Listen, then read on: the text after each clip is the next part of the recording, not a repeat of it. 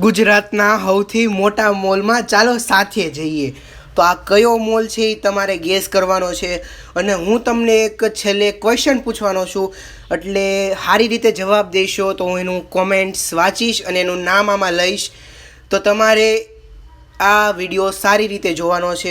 તો આ મોલ એટલો મોટો હતો અને અહીંયા લક્ઝુરિયસ બ્રેન્ડ્સ હતા, બહુ મોટા મોટા.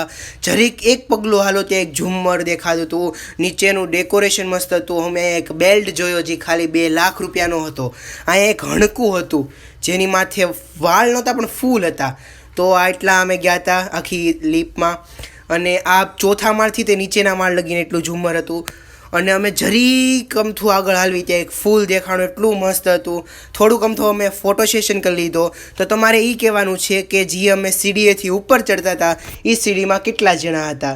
તો આવજો, જય શ્રી કૃષ્ણ અને સબસ્ક્રાઈબ કરતા જાઓ.